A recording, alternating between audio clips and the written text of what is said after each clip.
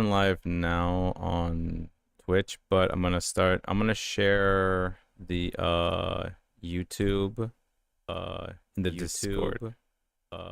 Discord. Sounds good. You'll be are we going to be taking any questions from chat? Of course, but I like to say those at the end because, you know, it gets a bit hectic, you know, when we have so many questions and then we can't, you know, proceed forward. Sounds good. I'm just waiting for... I'm trying to find the YouTube one.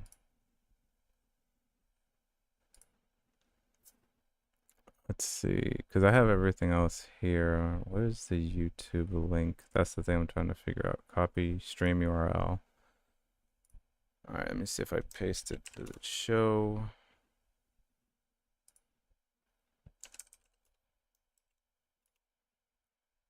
It's supposed to be live.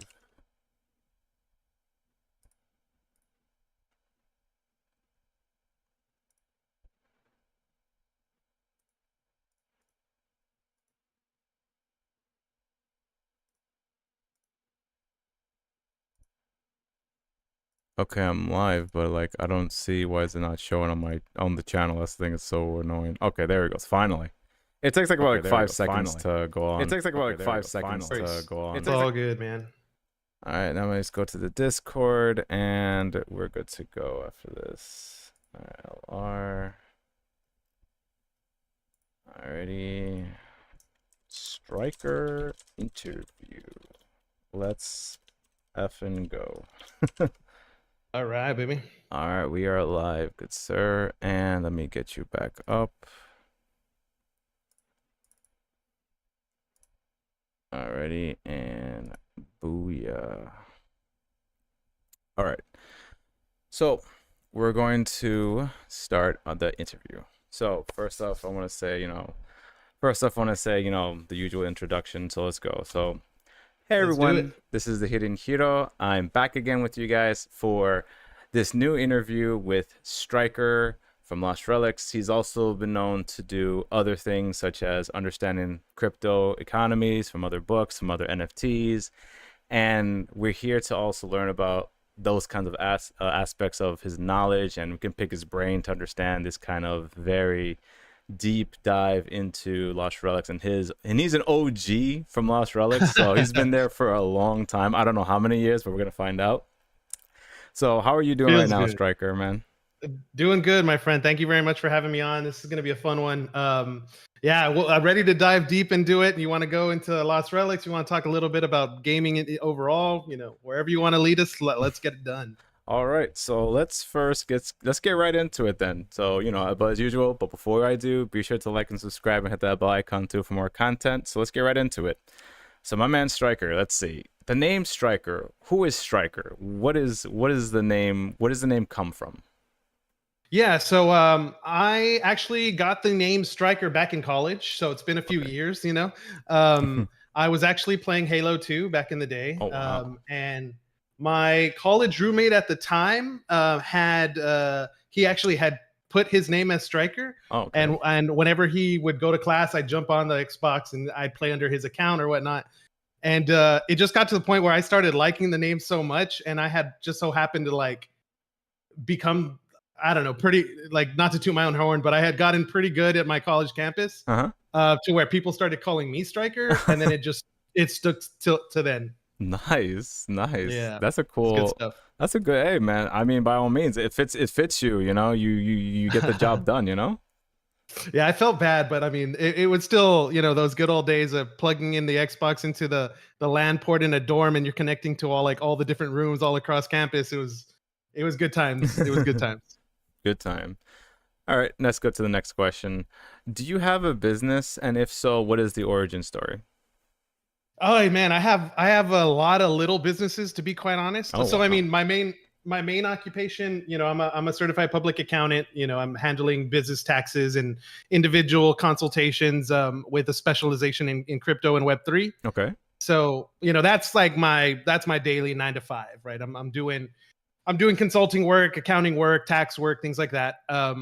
But then my dad got me into, I guess, the concept of business like really young. So Oh wow. when I was little, he was operating his own sports cards and memorabilia shop. Mm-hmm. So I was always with him in the shop, and of going to events, setting up booths, taking tickets.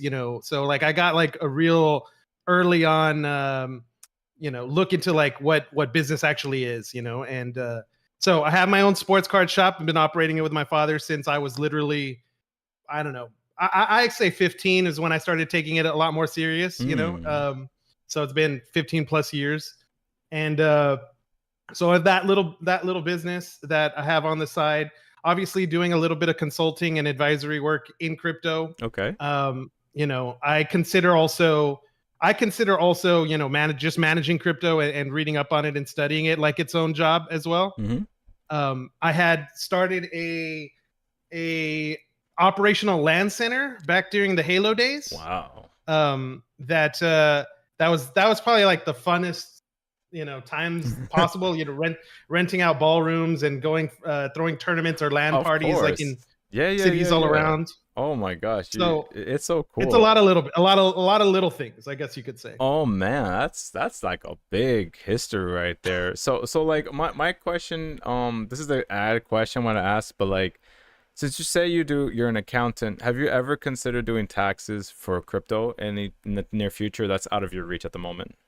No, no, actually, I am. I am right now. Most of the taxes and the clients that I take on are more individuals. Hmm. The businesses that I tend to, right now with the nature of Web3 and Hmm. with regulation and with everything, people are, especially on the business side, are much more hesitant to get involved. Right. So that is one area that I've already started to progress down. But in terms of tax work, it's more individuals, and in the consulting side, it's more businesses. Nice. Okay, that's good. Hey, I might hit you up one time, man. You never Definitely, know. brother. More than glad to help. That's. So if I do mention anything involving prices or costs, this isn't financial advice. Oh, I of do have to say it. course. Like I'm Yes. required to say it. So Of it's one of course. those things. Yes. And anything, yeah, agreed also. Anything in this interview is also not financial advice. So if we talk about any coins by any chance, don't buy it. You never know. Just don't. Just don't Do risk it your for own nothing. research. Yeah. Yes, DYR. You're absolutely right. All right. Now let's talk about this. What is a book or movie that has a significant impact on you and why? There's a lot, to be honest, but the first one that comes to my mind is Ready Player One by Ernest Cline. Okay. Uh, I actually had, uh, I think I did it last Christmas was a little difficult, but I had gotten into a pattern where every year I would listen to the audiobook Hmm.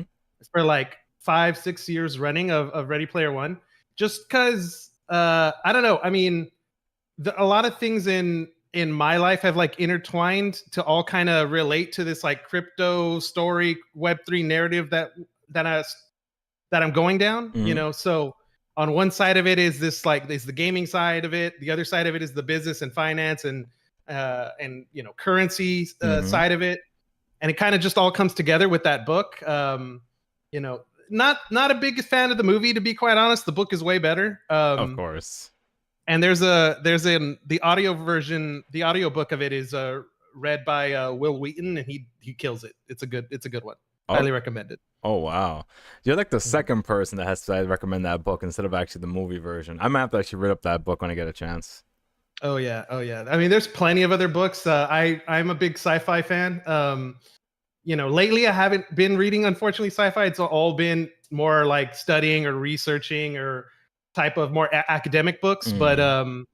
another one, if someone is a fan of more academic side of gaming, there's this book by Ryan McCaffrey called The Invisible Hand of Digital Worlds, Okay. which is pretty much talking about like the concepts of economics in video games. Mm. Wow, that's interesting.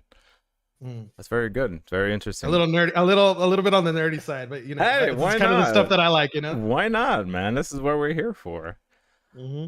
What What are your favorite video games? Oh, good one. Okay, so Halo has to be on the top of the Of list, course. just because of how much history I've had with it. Lost Relics as well. I mean, it's one of those, right? That it's a game I'm never gonna forget because it hit me during COVID. Hmm. Like one of like the most impactful times of my life. and I was there grinding away in Talmuth. You know. Yeah, Um, Other ones, obviously, the Legend of Zelda: Ocarina of of Time when I was really course. little, a Classic. big one. Uh, the Last of Us Mm. was another big one. This idea of like a little bit more of a theatrical type of storytelling in a game. Obviously, got like huge, not only uh, accreditation or whatnot, like also coming out with the TV show and all the popularity that it got on HBO. I think it was HBO. Yeah, I believe so. Um, And also it got like a remaster of the first game, even though it wasn't that old. exactly. It was that popular, with Yeah, Joel and Ellie. It's just exactly. crazy. It was a crazy. I remember playing the first one. I have yet to play the second one still. Well, I heard a lot of controversy about the second one, but we're not gonna get into that. My I actually haven't played the second one because it came out again.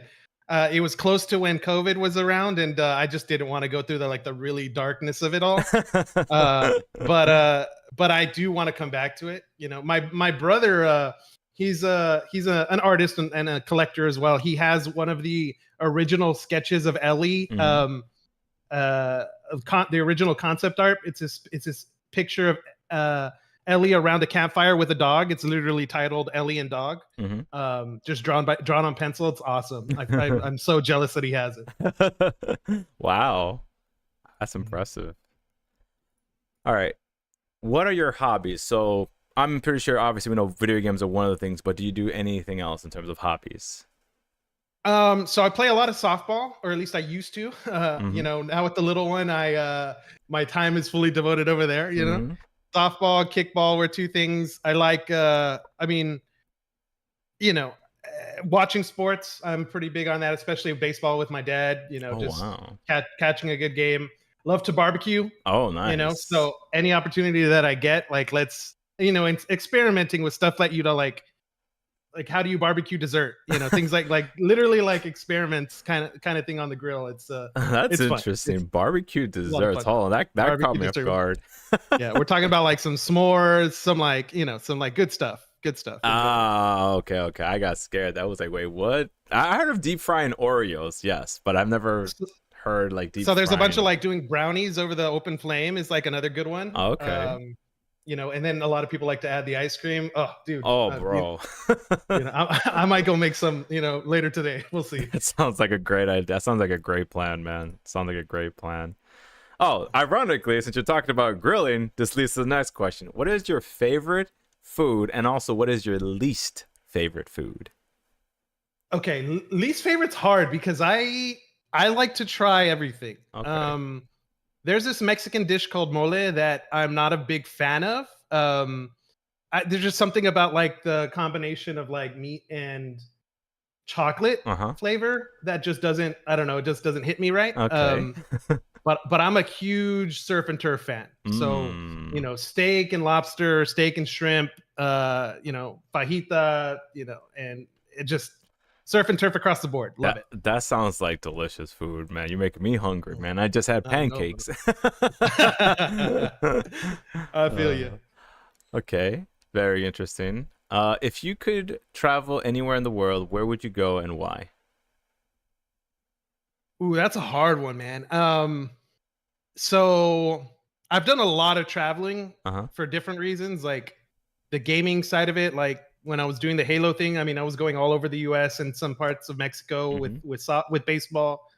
Um, I haven't actually traveled abroad. Like I haven't gone to Europe or Japan is another one that's on the Oh, of list. course. My wife and I talk about Japan a lot. My brother as well, super interested, but never like to the point where we're like, let's pull the trigger and let's do it. Mm-hmm. But it gets brought up at least once a year. So I would have to say right now Japan. Japan, mainly Japan. All Japan. right, Yeah. interesting. Hey, you never know. You may also open up a business there too. You never know if you get like you work on Japanese. You never know. Yeah, you never know, man. You never know. Okay. JRPGs left and right. Oh yeah, definitely. Or like any other like anything Japan related stuff, like Need some ramen, a ramen shot. oh, Oof. udon noodles. Oof. I always Oof. wanted to try that. So good. Mhm. What is a challenge you have overcome in your personal life, and what did you learn from it? Um, This one's hard. I mean, obviously, when we're talking about challenges, they tend to get a little more personal, right? But I would probably say there was a couple. There's a couple big ones that like really stand out.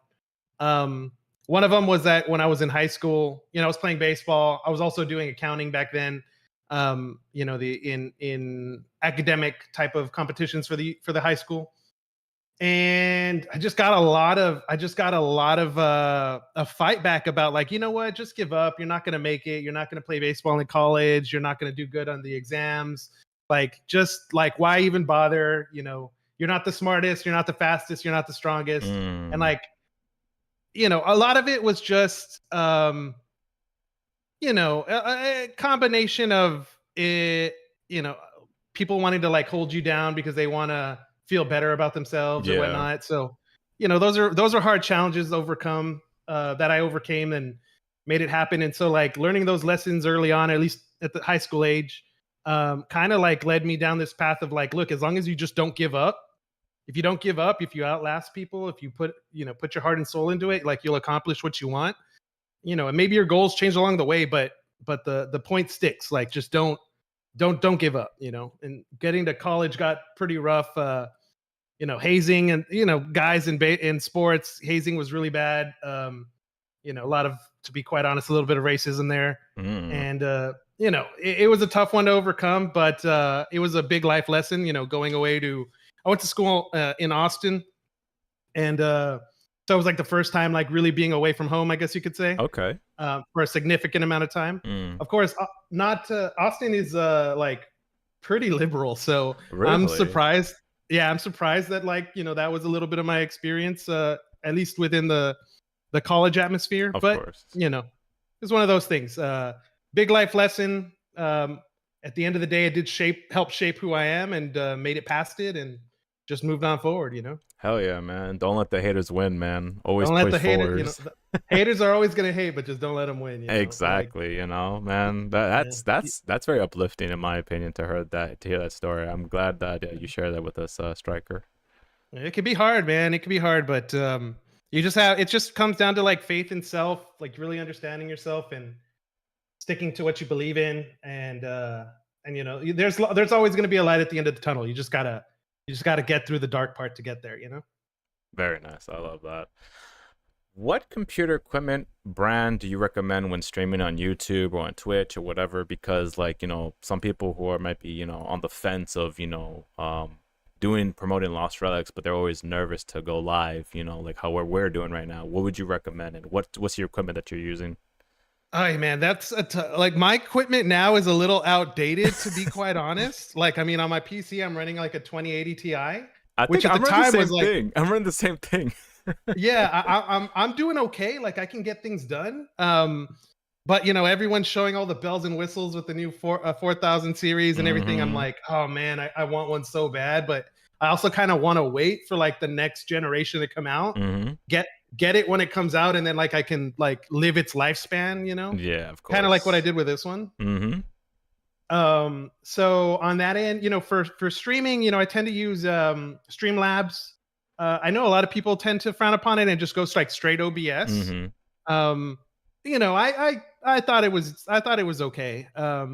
I thought it was okay. Plenty of YouTube videos to be able to show you like the ins and outs of both of them if you want to stream. Mm-hmm. Um, I would probably say as well, for camera, the Logitech Brio has been, able to catch 4K, 60 frames, 100. I think it's 100. It can go up to 120. I think.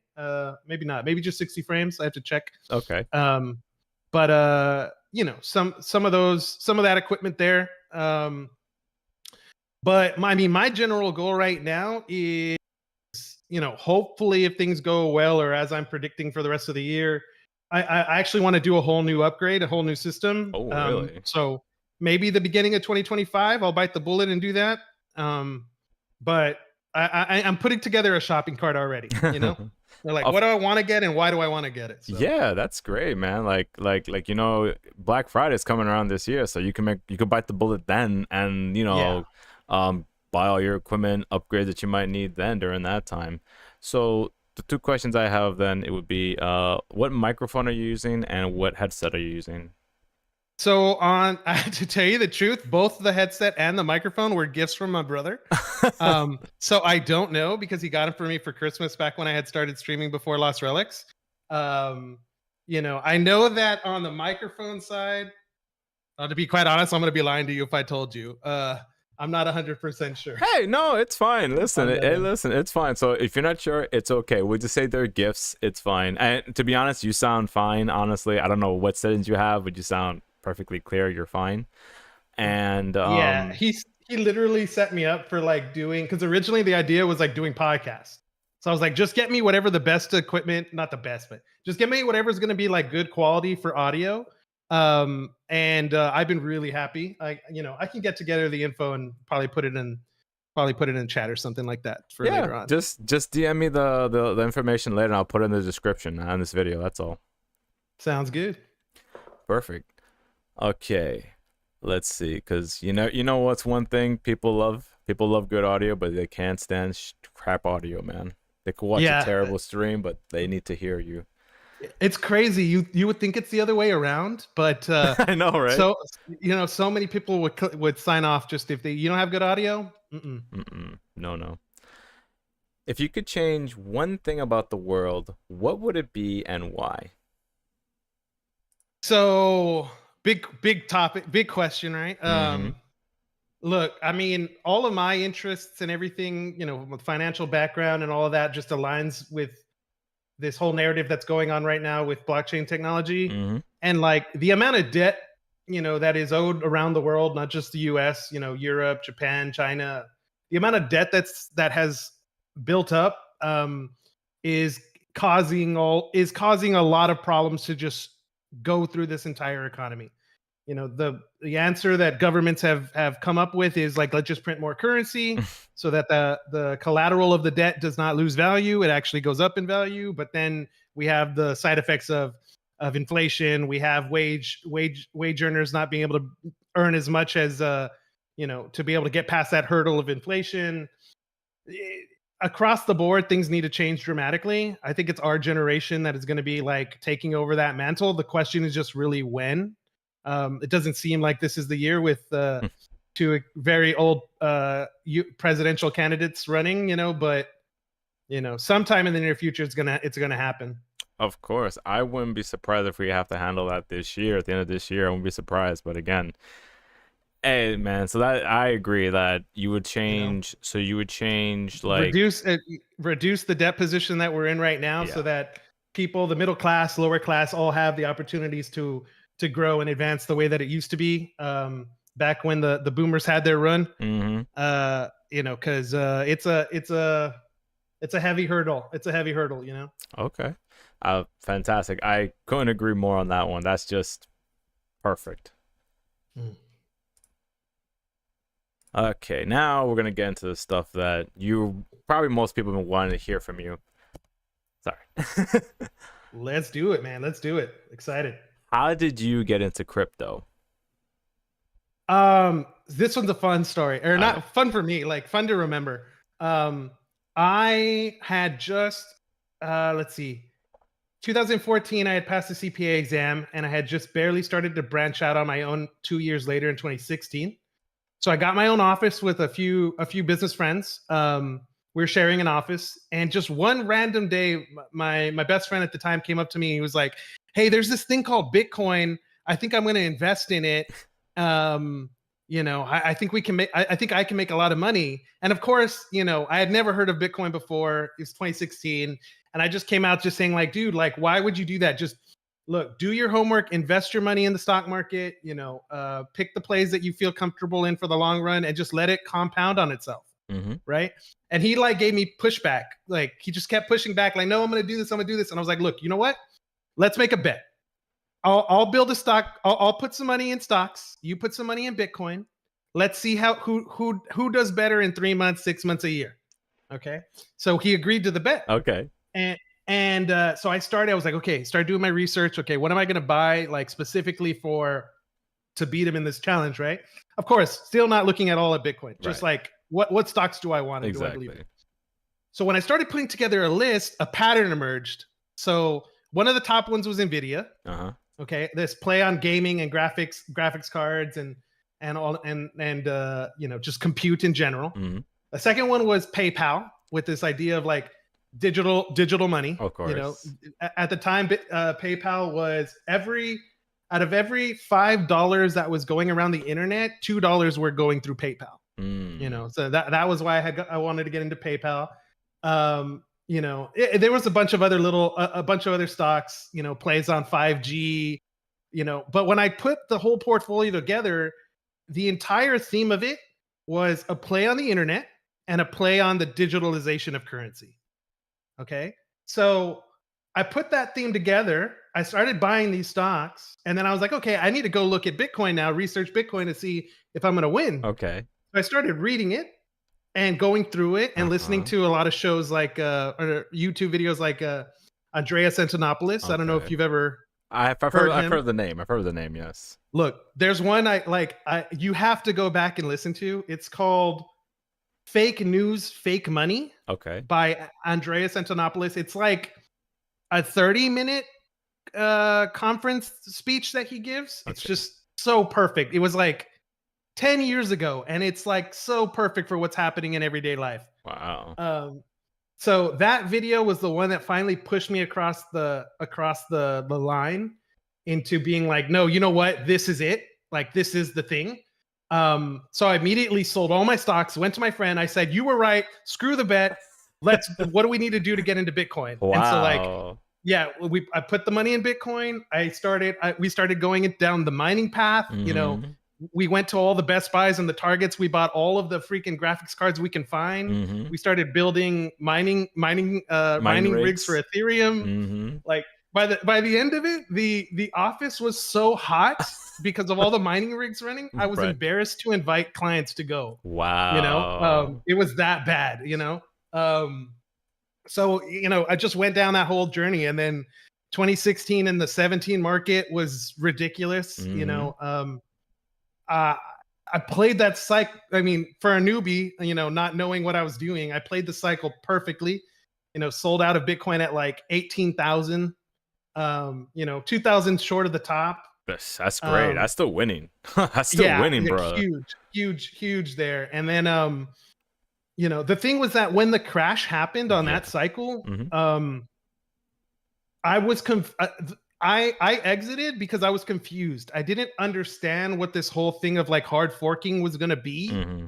Like I didn't know what it could mean, Mm-hmm. especially for the future. So I exited. I just left. I forgot about crypto for a year or two, and then as soon as I started picking up on COVID, that before it had come in the U.S. in 2020, like it was already in China in 2019. Right. I was watching it like in November, December, and I realized it's coming over here. Mm-hmm. And if it's gonna come over here, like I need to start preparing, right? Things like saving your money, making sure you have supplies, doing all this stuff. And the moment that it did hit, I remember it was so vividly because I was watching ESPN, and I got to see the Dallas Mavericks like interrupted the start of their game to announce like everyone needs to go home Mm-hmm. because like there was someone tested positive in Dallas. Yeah. The moment that hit, the next day on the stock market, like Bitcoin like dropped to, I think it went to like $4,000 or $5,000. Yeah, it went down pretty heavily. It went down like heavy. Everything went down, right? Yeah. Everything went down. And the moment that I saw that Bitcoin dropped that much, I just again went all in. Boom. When it's just what I was like, that's the bet. Like, going back to the same playbook I did in 2017. And then from there, Bitcoin and Ethereum, obviously, it was like maybe a couple of months into COVID lockdown, Mm-hmm. maybe a month into COVID lockdown. I was like, Right. I can't play softball anymore. I can't go out with my friends. My girlfriend, now wife, is locked up in her room, a couple cities away. Mm-hmm. Like, what am I gonna do? And I was like, well, the only thing to do is to game, Oh, of but course. I was so heavy in the like researching Bitcoin and Ethereum and what's happening on that cycle Mm-hmm. that I was like, there has to be crypto gaming somewhere, So I started Googling crypto tournaments, crypto, whatever. And the first one that popped up was Engine's multiverse event by Swissborg, the Cyborg's Quest. Okay. And so you had to play through all of the. You had to like do. It was like a 3 week. I think it was like a 3 week quest where it's like week one. There's like 5 or 6 games. Choose your game and accomplish the mission, and you get an NFT, which was like a body of the robot. And then at the end of the 3 weeks, if you have all 3 NFTs, you can go to the finals, which was a like speed run dungeon in Lost Relics. You know, so that's how I found Lost Relics. Cliff was super smart at the time, man. He timed the event. It was an engine event, right? Where he's the finale, and he timed the finale to then do a live stream and then broadcast the new patch coming out right after the live stream was done. So it was just like it's just perfect. It was just perfect that. So like I went with it. You know, I went with it. Started doing dungeon runs. Like just got hooked. Couldn't stop. You know, started learning how to stream. Wow. It just it just kept going. You know. That was a very amazing story. So ironically, you already answered the second question, was when did you first start playing Lost Relics? So it was in a combination in your run of the crypto bull run, and then that led you into the path of Lost Relics that way. Yeah, exactly. The gaming side of it, it just makes complete sense. I mean, my original thesis back in the day, it's changed now, but my original thesis was like, look, we're talking about digital ownership. What a better place than where digital ownership already quote unquote exists. And it's in this gaming landscape. You know, people are buying and selling gold. People are buying and selling cosmetic items. Like, you know, there's account boosters that will play your account to level you up and you pay them for a fee. You know, there's wiki pages that are accepting donations for game information. Like if you can give them if their website has the most up-to-date information on the meta of the game, you know, players are going there and they're earning an income. So it's like this is like the perfect avenue for it. Yeah, that was my original thesis, and things have changed, but the core part of it for me still exists. I still believe that I know it's gonna happen. Question is just when. Perfect. So for like a new player in Lost Relics, for a new player in Lost Relics, how do you play the market in Lost Relics? Like, how do you play the market in the Emporium, I would say? Okay. Okay. So going into here, not financial advice, people, but I'll give you my opinions on the topic. If I was a new player right now playing, you would have a very unique advantage right now in the fact that that because of all the transitions that's been happening with Engine, and I know a new player might not know about Engine, might not know about crypto, but in general, the currency that we're using to be able to purchase these items has dramatically come down, which means your entry to be able to get in is much lower than at any other time. You know, there's a lot of different reasons for it. And there's positives and negatives. Yes. You know, if we were talking about like traditional world economics, you know, a weaker currency is actually good for business because imports and exports are now more favorable for the home country. You know, so you would want to assume that, hey, you always want the price of the currency to go up, but there's plenty of reasons for the currency going down to actually be beneficial to an individual. And I think this might be one of them. You know, you can get your loadout, you know, after you do your homework, you play a little bit, you realize that if you want to commit and you want to play some more, if you want to go into harder dungeons, you know, you're able to get a loadout that will fit your needs at a better price than you previously were able to do. Okay. That sounds good.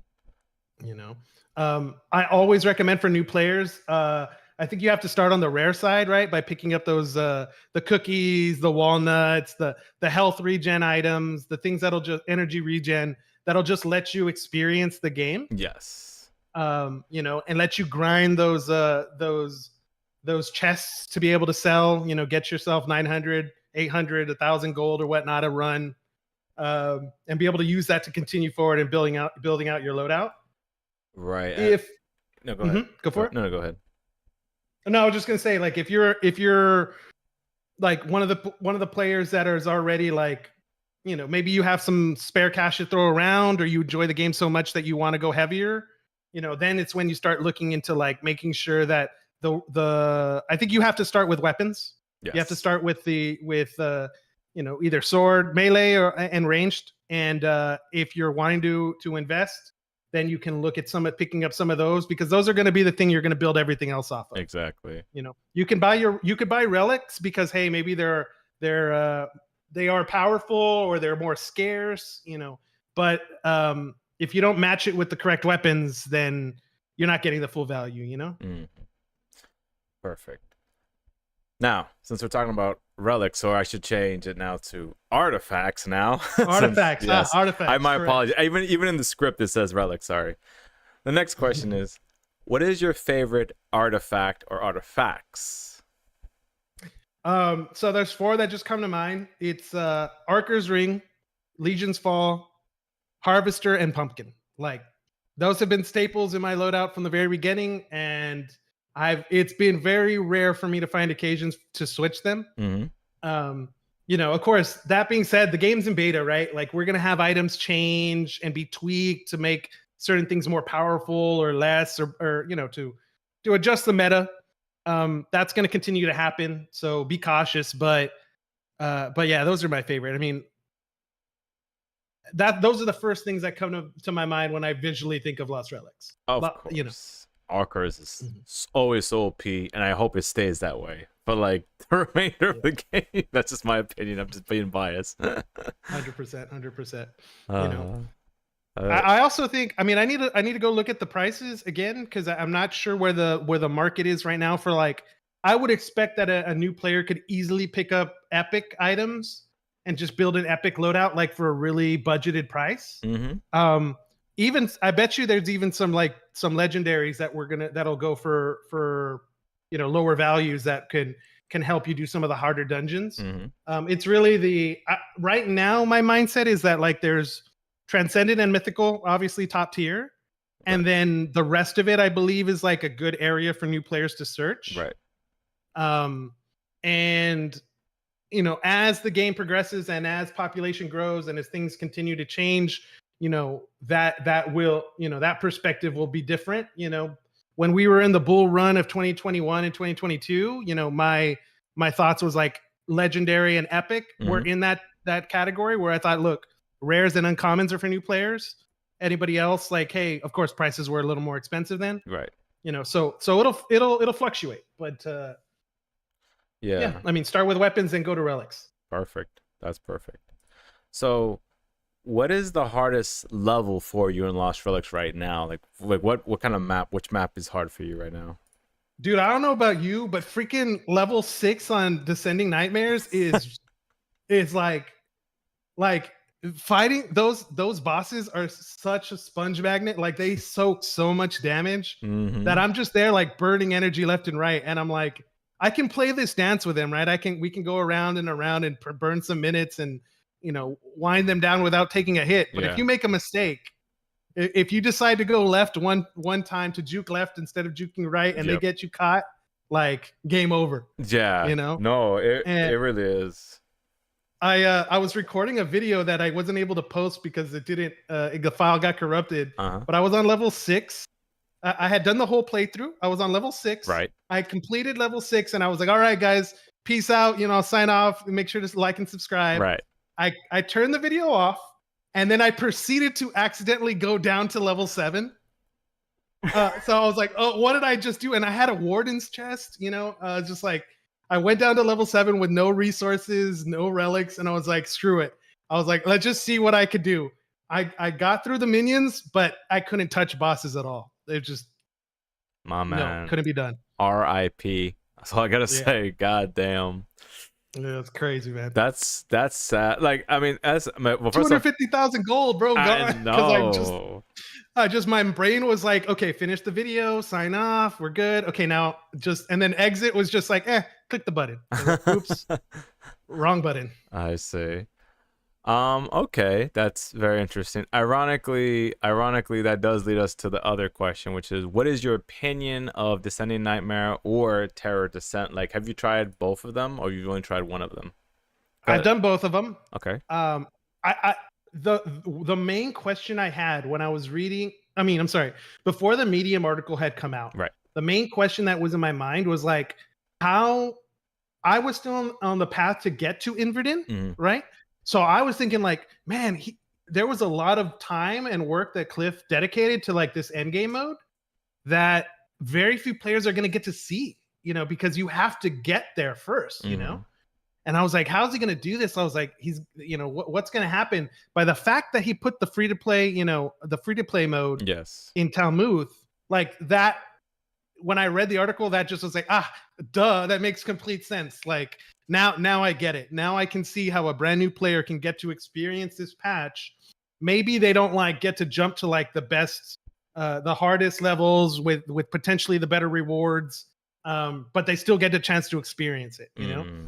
And that I think was really, really key. So I applaud him for that for sure. Oh yeah, 100%. I agree with you 100% on that because I was thinking to myself like, how would a new player get to level 40 fast? And it's like, well, it's like what's great that the Terror Descent is a great answer for that situation, and there's a chance they can get an epic magic staff. So it's like Exactly. that's a great incentive as well to be able to do that as well. So I think I agree with you 100%. Also, Cliff's decision on that issue. Yeah, I agree. I agree completely. I actually am in favor for the concept of like having it be a paid dungeon run in Inverdin. Okay. Um, I think it's really good to start circulating some of these uncommon items and some rare items back into the pool Yeah.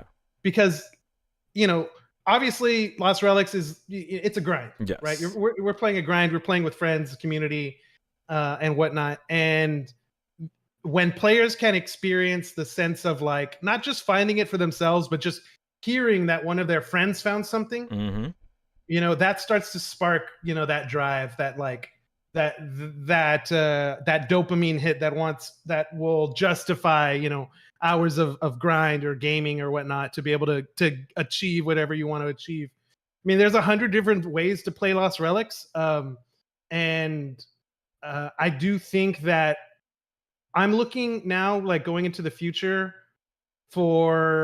and I don't know what Cliff's plans are, but like some of the things that I'm going to be watching for is I really want to see how he handles the new player experience more in depth. Um, coming up in the future, because I do think we do have a good amount of I say end game content, but I think you know what I mean, like Yeah. content for players that have been around for a long time. Uh-huh.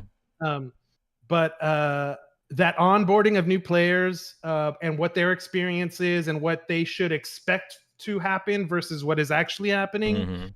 those are the things I'm going to look for, I would say, over the course of the next year or so. Okay, good. What is your current goal in Lost Relics right now? Mm. I just actually completed my goal. Um, so, I mean, obviously getting to Inverdin was one, but my big one was that when I had quote unquote come back, the first thing that I did was I started to play the gold market, and I wanted to acquire enough resources that I could level up my production skills, like 1 or 2 levels in each category. Yes. And so I was playing that game. Obviously I have a newborn, so it's a lot easier to just like leave the marketplace on my computer. Mm-hmm. Whenever I have 5-10 minutes, I can come look at the marketplace and be like, oh, my order filled, or I need to change this amount to a different amount or whatnot. So I got all of that, and I completed my goal. I spent like a couple of Netflix and chill sessions just doing production runs. Of Burned through course. burned through all of those. Went up a couple levels and everything. I think I miscalculated my alchemy though, because I thought I had enough to get up to 3 levels, and I only went up 2. But I'm really close to going up to that 3rd one. So I guess that's the short term goal, is that Okay. finish doing that, and then you know I keep playing around with this idea of wanting to trade blockchain items like you know NFTs more actively, Mm-hmm.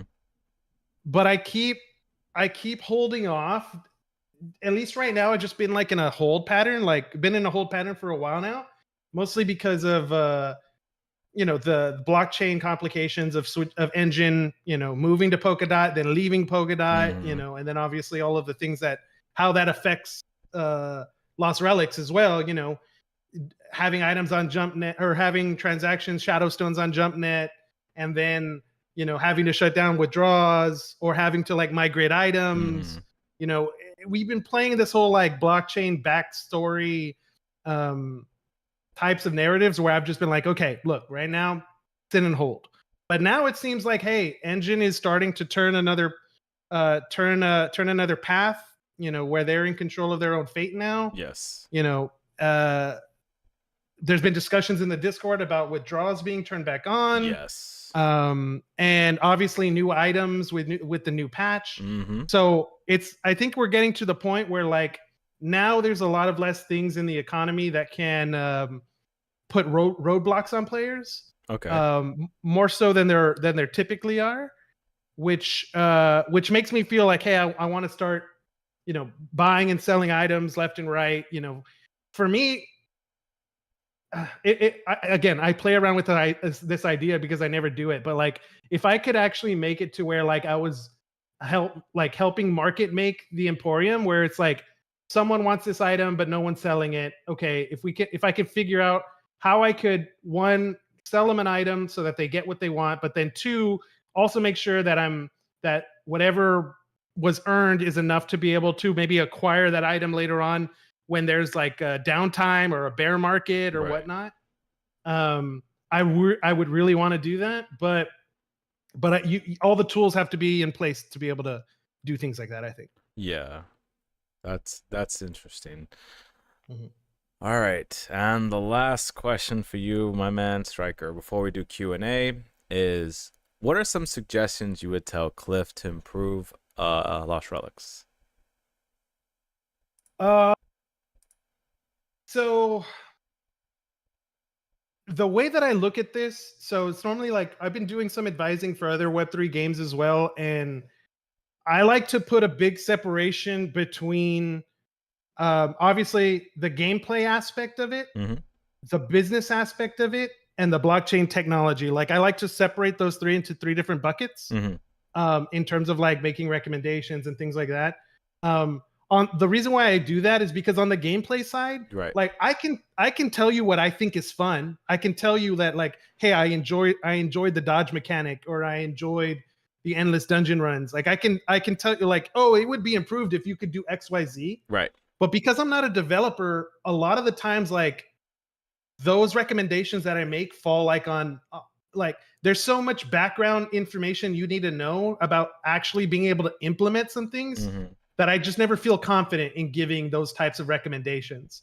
So like right now, the types of recommendations I would give are more on like the business development side, which is like one, wanting to make sure that, the onboarding experience for new players is as easy as possible. Yes.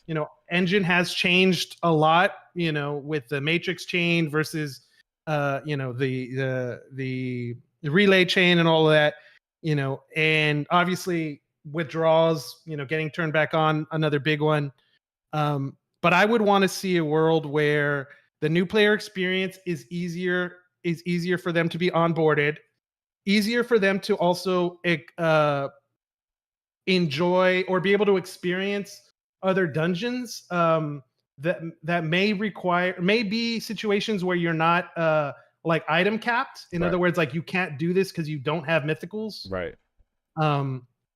So that's the path that I tend to go down. On the blockchain side of the recommendations, it normally comes to really getting a firm understanding of what Engine wants to do, and then trying to figure out how Lost Relics will be a player in that vision or that goal. So I've brought it up a few times in the Discord, but like this might not be where we end up, but I would love to see a world to where there was a method where both, Cliff on the developer side and players on the player side were able to do things like potentially use staked Engine to be able to receive rewards that could be found in dungeons, or provide for development costs, or provide for, onboarding of new players, a marketing campaign, so there's a lot of different things that can be done. on the blockchain side, but we really have to figure out like what is Engine's short-term and long-term goals, Right. and why are they going down that path? Because there's a lot of competition and a lot of other investors and consultants that I'm talking to, like specifically with the Wolves DAO. A lot of people believe that there will only be 2 or 3 massive Web3 hits that will be able to generate enough to have a sustainable economy. And I'm on the other end of that. I actually believe we're going to have a lot of little hits that will be sustainable for like indie developers like Cliff, or like two or 3 person teams, that'll make it worth it, not only for the developers but for the individuals. So we constantly have that like discussion back and forth. I just think gaming is too big for it to all consolidate to just 2 or 3. Right. But there's plenty of good reasons to say the other case. Like if we look at the history of the internet, we started open source and now we're down to like 5 companies, Facebook, Google, Amazon, the biggest of the Microsoft, Nvidia, the biggest of the biggest, like they're now the gatekeepers of the internet, right? Of course. So we'll see how that all plays out. Fantastic. I am very pleased with that answer, and it was very in depth to give that response to Mr. Cliff. So I'm gonna ask now the chat, on YouTube or on Twitch or whichever platform you guys are asking for. So now it's time for your questions for Q&A. There was I think about maybe one question I saw already there. It said, what is your favorite weapon in Lost Relics and why? Well, that was for Block Menace Mafia. He asked you that question, so I guess you can answer that again, I guess, if you want. I think it's the Void Ripper, man. I know it's hard for me to say that over the Godslayer, but I think it's the Void Ripper, just because of there's so many times when I know that I'm about to take damage, but the effect of the stun and the damage takes hold, and now I have an extra couple seconds to get away. And then obviously when you hit it from distance, like you hit a shot where it's like barely on the rim of like how far you can actually do the longbow. You barely hit it, or you hit it on a really strong enemy that you need them to drop health. The Void Ripper hits home for me for sure. Okay, that's good. Let's see who else we got in the chat. This is your time for questions, peeps. Bring them on, guys. Bring them on. More than glad to discuss.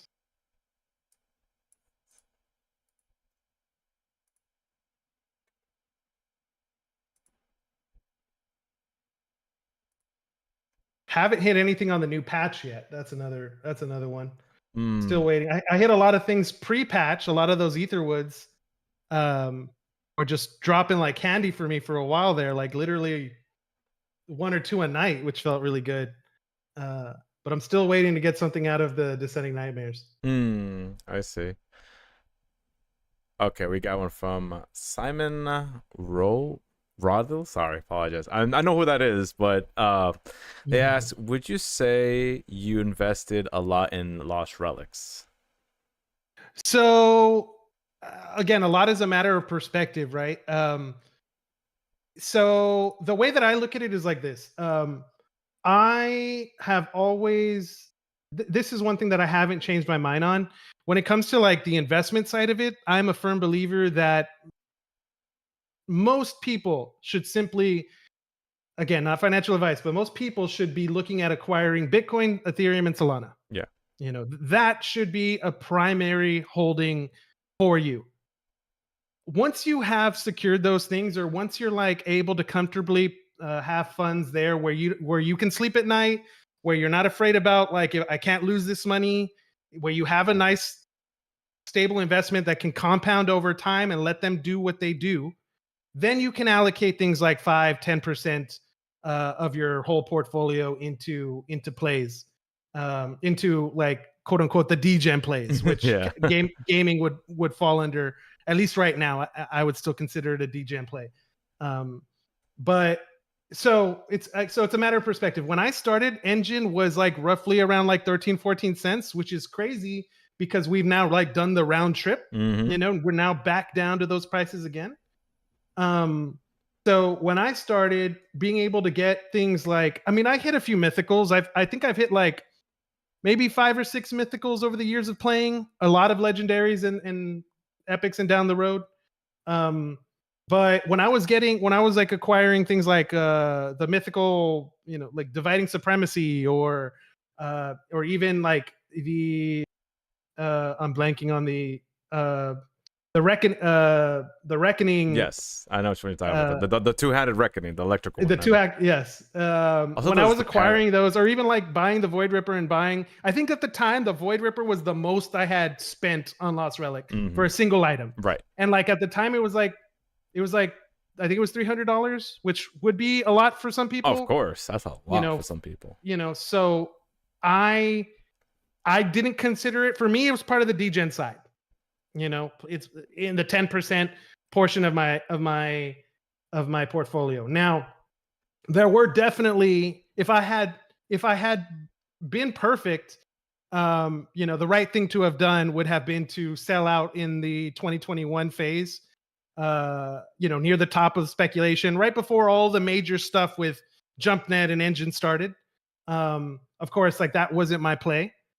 So the way that I see it right now, I'm still within my DGen bag. I feel good. I feel good about it. Like I actually this cycle 2024, Right. I felt like I've played it really well on the Bitcoin, Ethereum, Solana, other major infrastructure plays. I to the point where that when we had this pullback, where Bitcoin went down to, I mean, it's just recently, like 3 weeks ago, when Bitcoin hit what was it, like 54, 50, 55? Mm-hmm. No, I'm sorry. Yeah, that was 54, 55. Solana had gone up to like 200, 210 and had round trip back down to 122. When that time happened, Right. I'm a believer that this cycle is going to continue all the way through 25. Okay.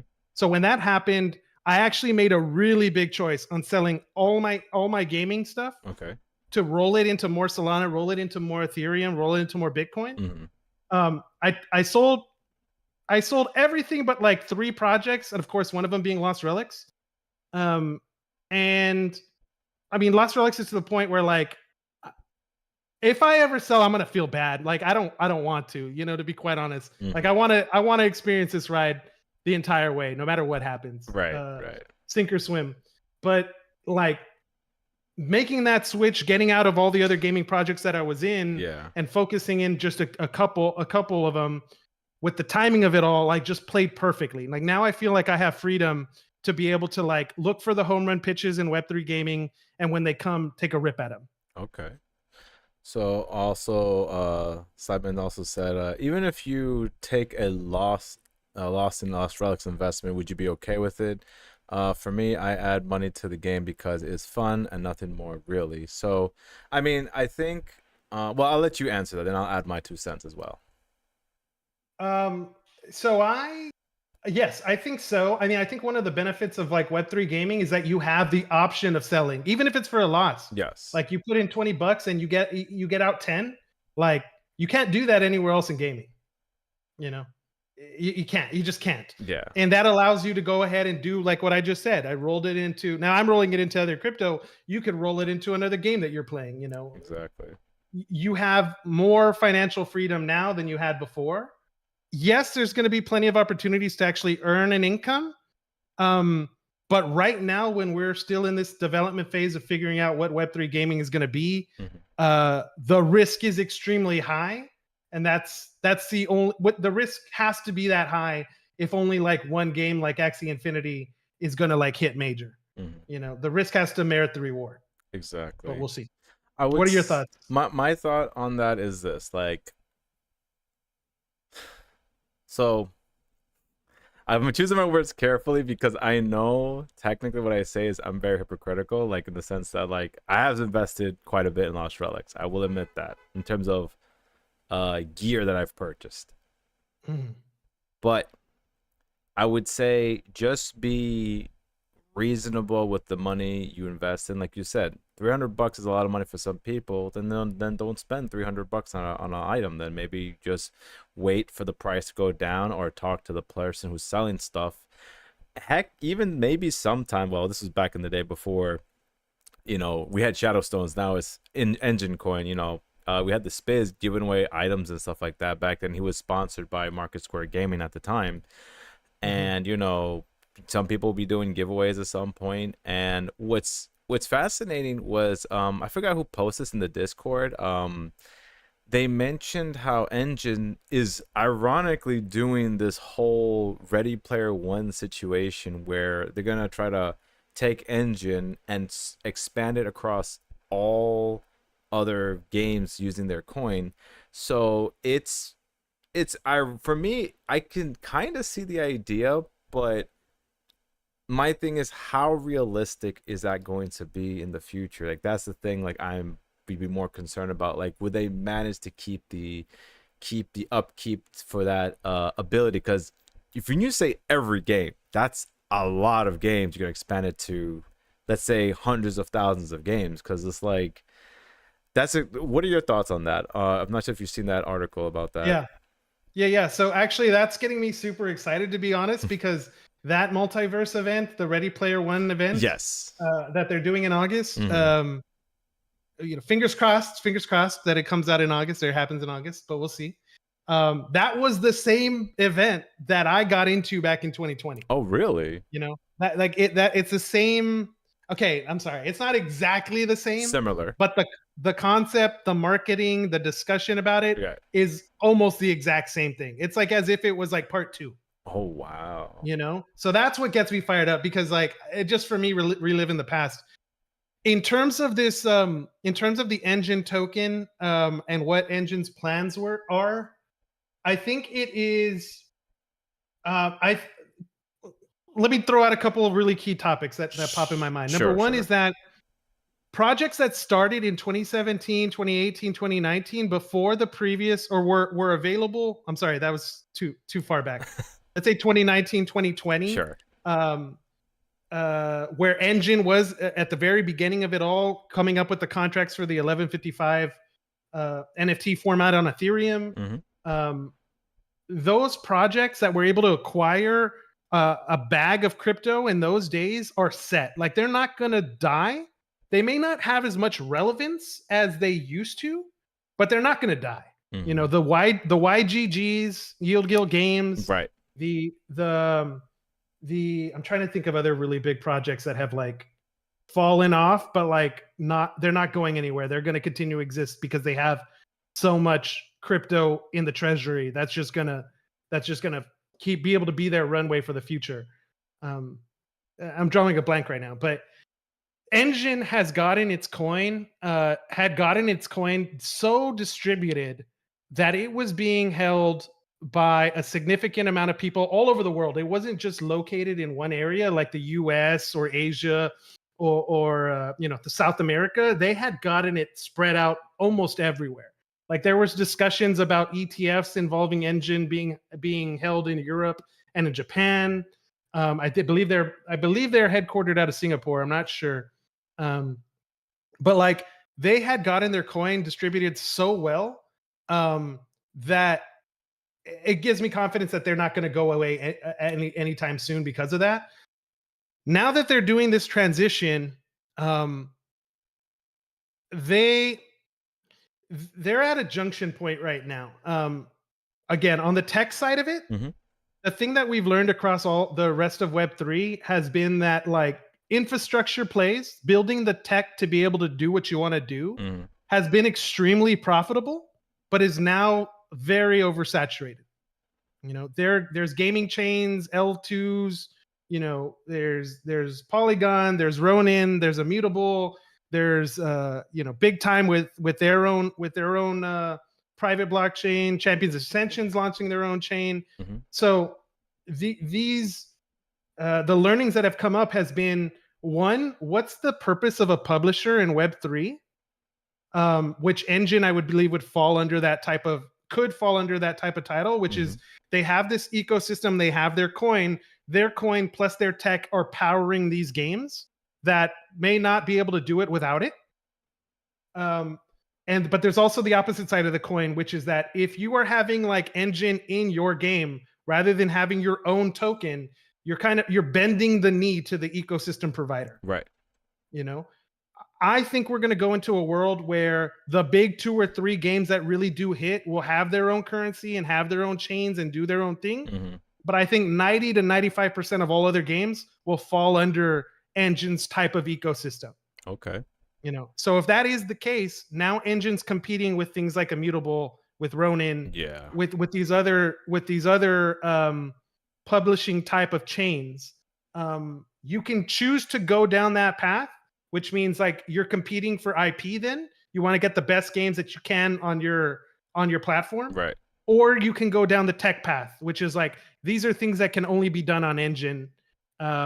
Which they had a good narrative back in the day. It didn't really play out. Yeah, it But did. the whole narrative of like your NFT was backed by Engine, Yeah. guaranteed that your NFT had value. Yeah. That was a very good shot on goal. It didn't work out. Players didn't go down that path, but it was a good shot that they took. So that's what I'm looking at. I'm from the Engine's perspective. Okay. So the sheriff says what do you think is the future of founders tokens?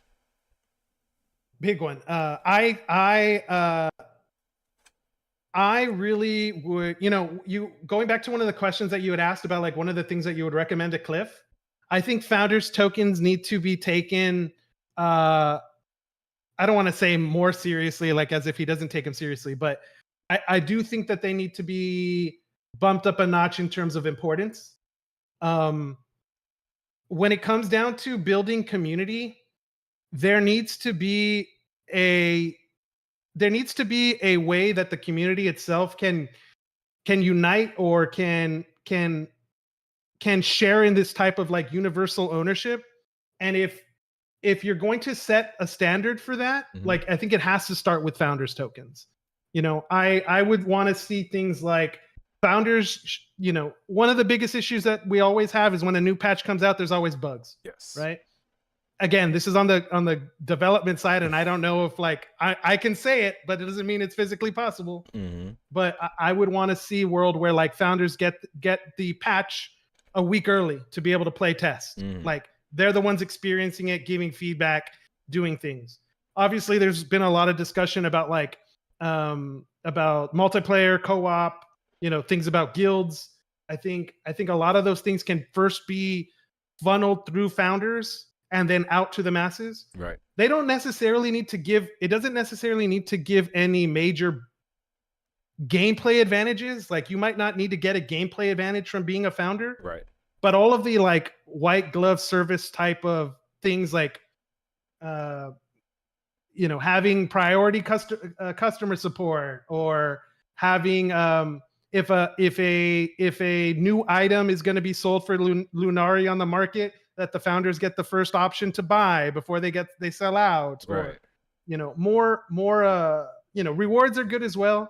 I don't believe right now that Engine or that Lost Relics is going to be going down the path of like making its own coin. Right. But yeah, like, if that were to ever happen, if we were to have discussions like that, being it to where the founders were able to benefit for being, one of the biggest supporters of the game, should be in those types of discussions. I think.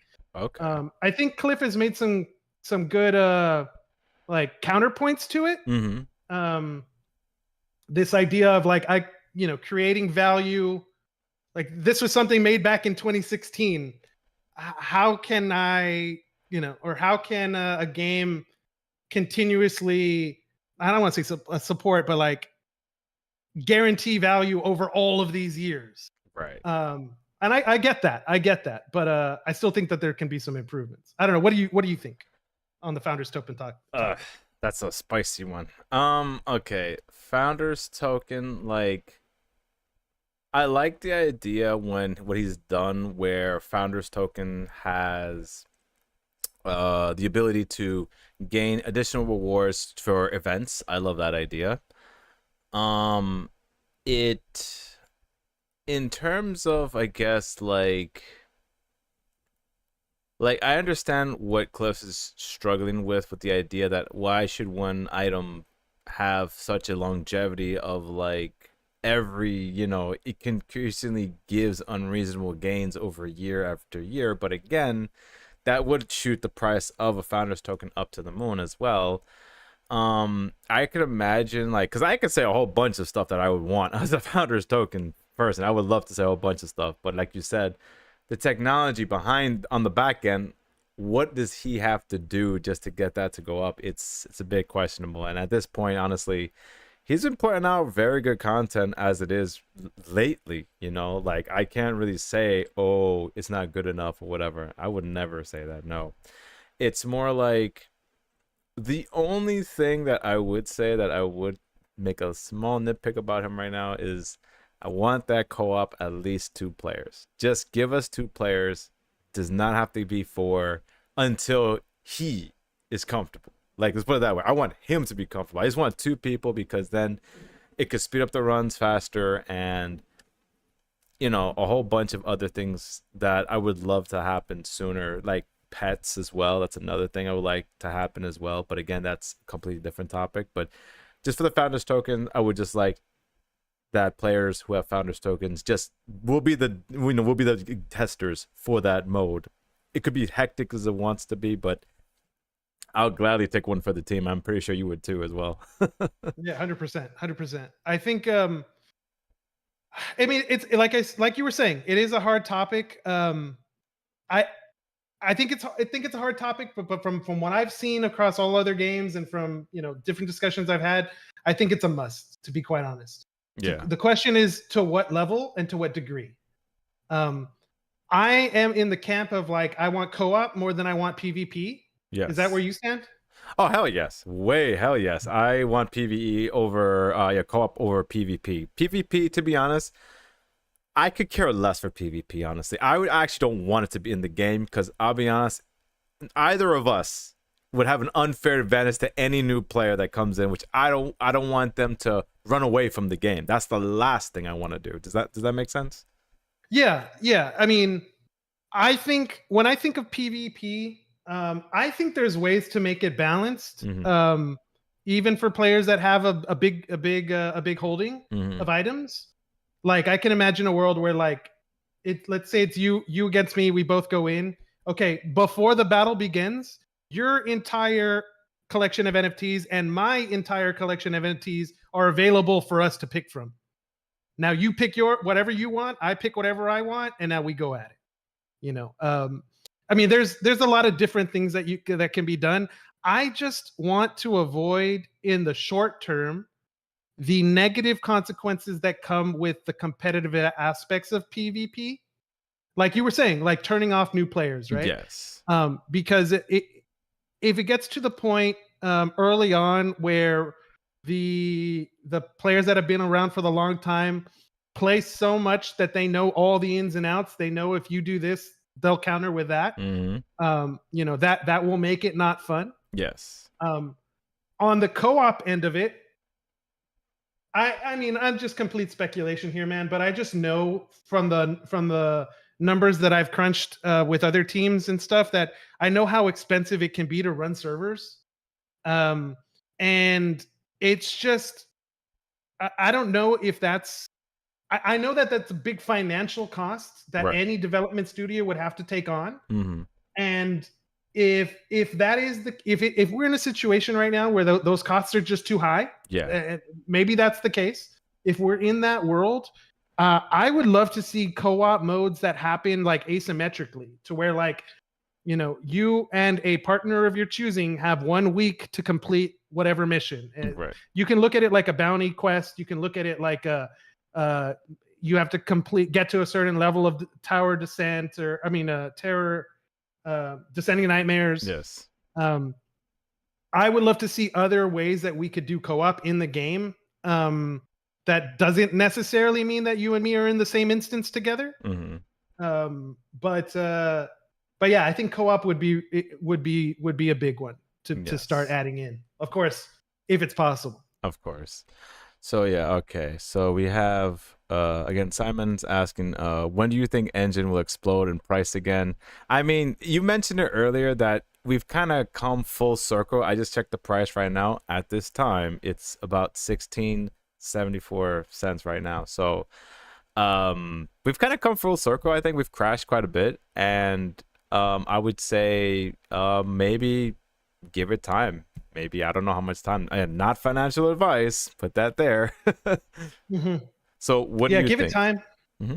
Give it time. I'm a believer right now. My thesis is that if we have a peak in this crypto cycle, I'm looking for it to happen like around September, October of next year. Mm, So I still think we have a ways away. yes. Um, when I had heard about the like Coinbase delisting Yeah. and Engine leaving Polkadot, when I had heard those things, my initial thought was, okay, we're skipping a cycle.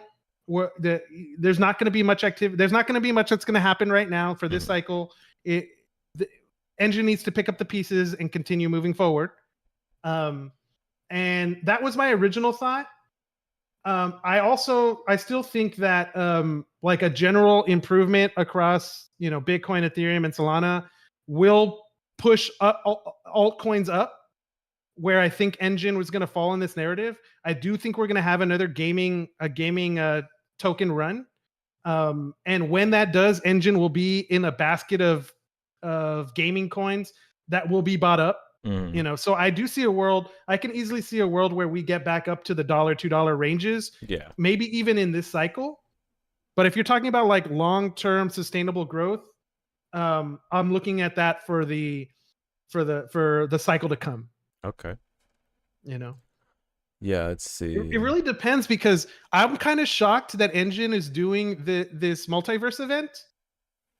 Like it gives me so they announced the multiverse event and I immediately went to nft.io and I started going through the marketplace. It looked nice and clean. Hmm. They have like the beam feature there so you can claim an NFT just by scanning the QR code. I did that, worked perfectly.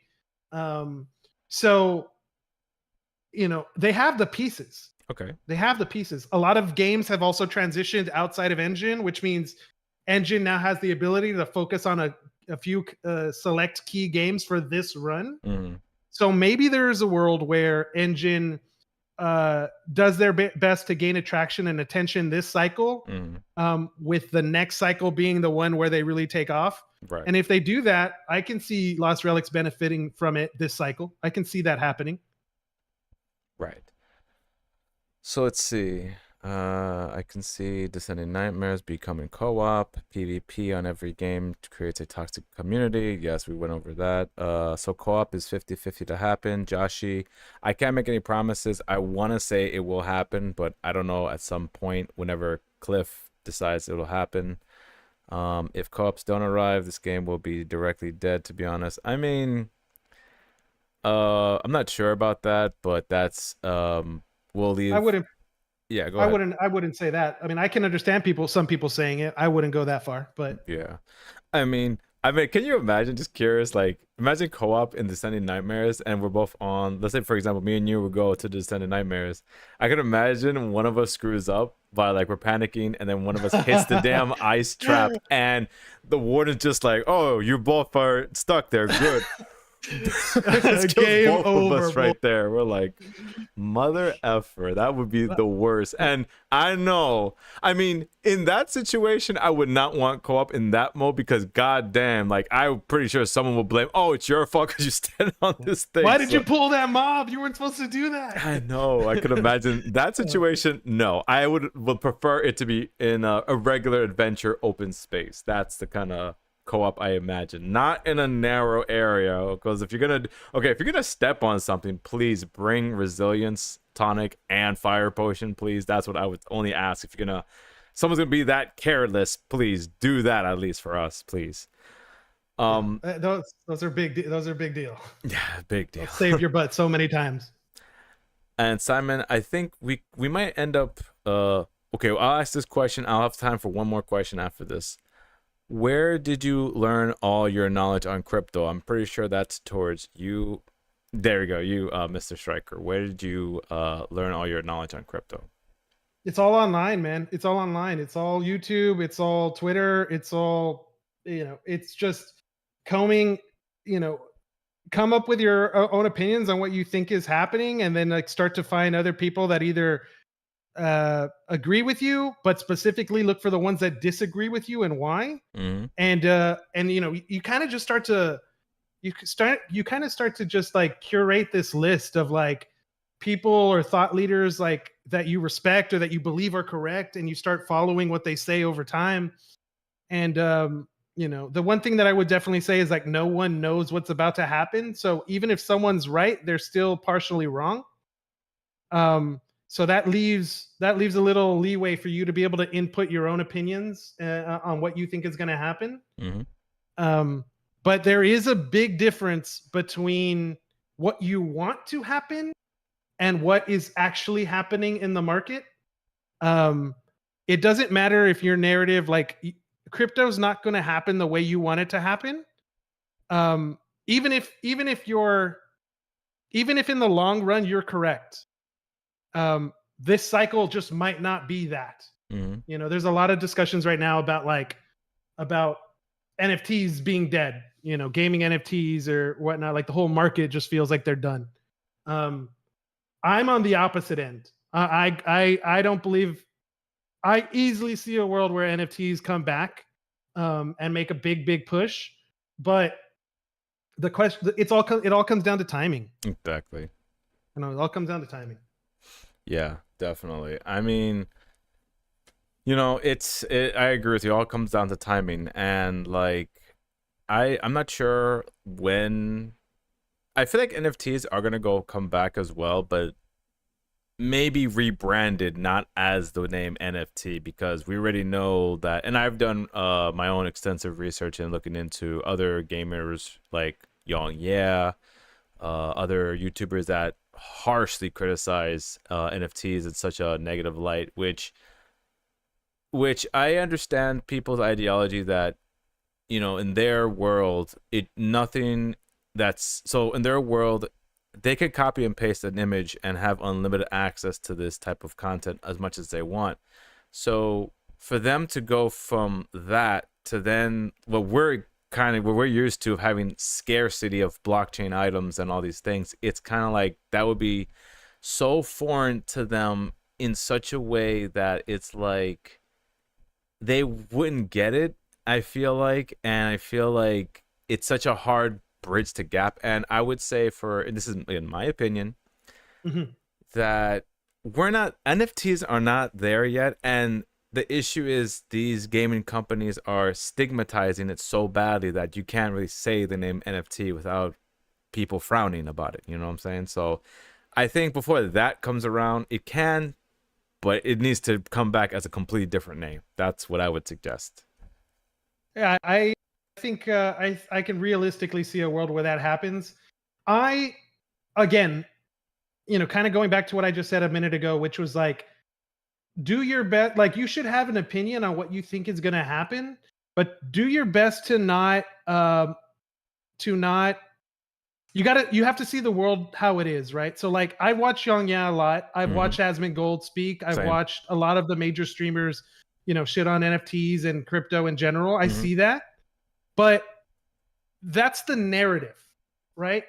When I look at the numbers, or like, I see them saying these things at the same time I see the banana game on Steam Yeah, selling thousands and thousands of items of dollars on JPEGs, literal JPEGs.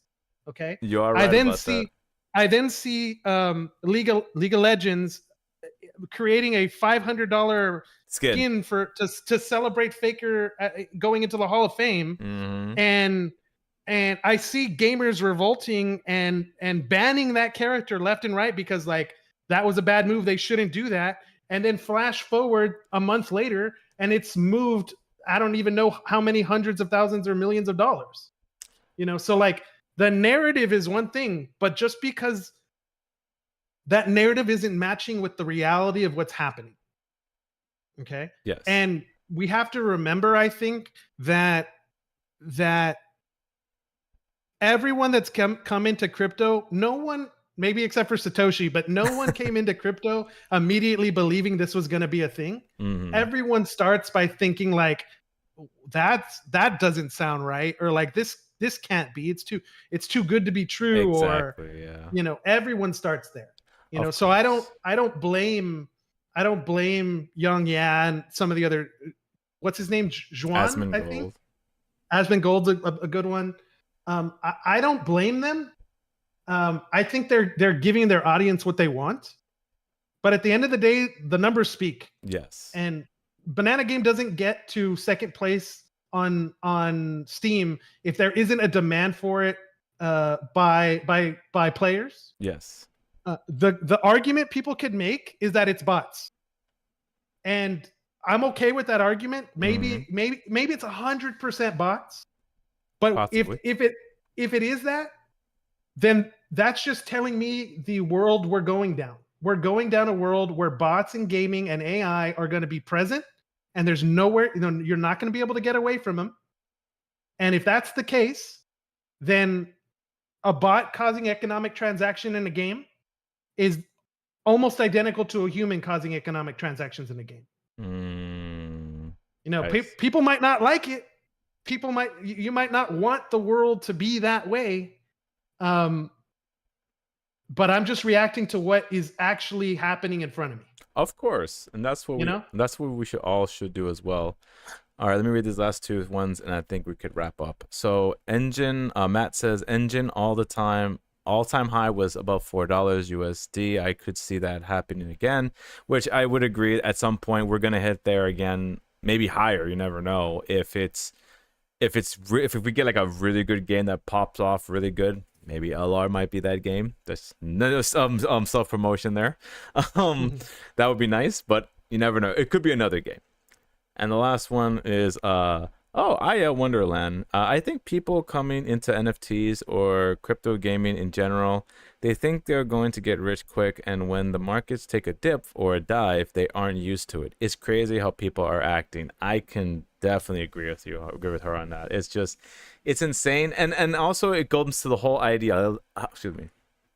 To the whole ideology of getting rich quick scheme, and it's like, look, even I was there during the time when Lost Relics was such in its infancy, which is still infancy still, like when so many Axie Infinity players were just spamming in the in-game chats stating how much money can you make every day, how much money can you make per hour, not even per day, per hour.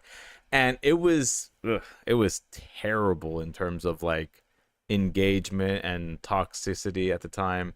So like that's why now whenever if I were to push Lost Relics, I would just say that it's definitely a game that you will invest time in. That's definitely one. But you yourself have a choice to decide if you wish to invest financially. You can get your money back or less, or you can get some money in it if you're lucky. But again, that's if you're lucky. We're talking like very lucky, because I've seen some people recently. Was it Sous Chef who got a trans this week? I think. Yeah, I didn't see that. yeah, somebody got it. I forgot who, but somebody Nobody got hit a a trans. trans. Let's go. Yeah. So how would you answer that question? Like what are your thoughts of like people coming into the scene too early, get rich quick? Like what do you think of that? Yeah, it's a tough one, man, because I see the point. I see where you're coming from. I understand what I is saying. Um, it is a hurdle. It is something that can dramatically affect people for good and for bad. Mm, I think gaming, there's an added complexity here of, first off, people in general aren't financially literate. right. Let's just be, I mean, it just is what it is. There aren't classes in school that teach you how to balance your account, or how to manage your money. Mm, That doesn't exist. You have to learn that on your own. mm, On top of that, we're dealing, I have the benefit of, I work so close to the US and Mexican border that I see business activity happening every day in dollars and in pesos. mm, So for me, it's easy for me to understand the impacts of like currency conversion.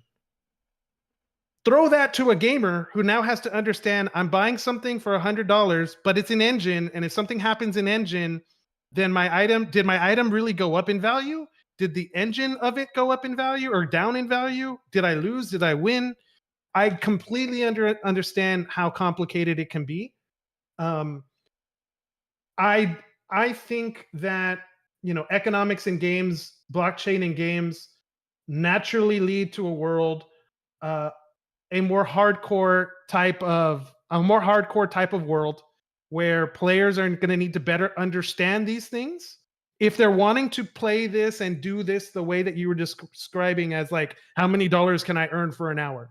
Like if you're talking like that, you need to know way more about this topic than a majority of the people out there right now. Mm-hmm.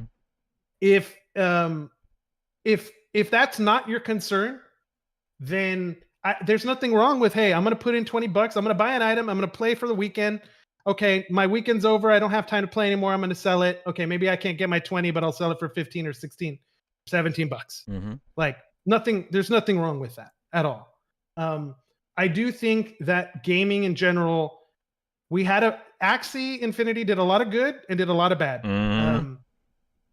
The problems that we're still digesting, the gaming market right now in Web3 is still digesting the hype that Axie created. Even if we're not talking about Axie in this moment, what Axie did still has a ripple that is being affected right now. There's countless games that I've researched or done, written about or whatnot, that it just obviously overvalued. But the reason why it's overvalued isn't necessarily because of the development team. It's because of the inexperience of the investing class in it, which means that the only way to fix the problem is for there to be dumps, for people to understand what the true value of this space should be. You're right. And that comes with some pain. That comes with some pain. I think we're kind of seeing it right now, or we're seeing some better things right now, because a lot of games that are coming out are coming at lower valuations, which is a lot better, I think, for being able to take risks. But there's no way to easily just flip a switch and have someone completely understand the financial literacy of this space. It can't happen overnight. Exactly. It really can.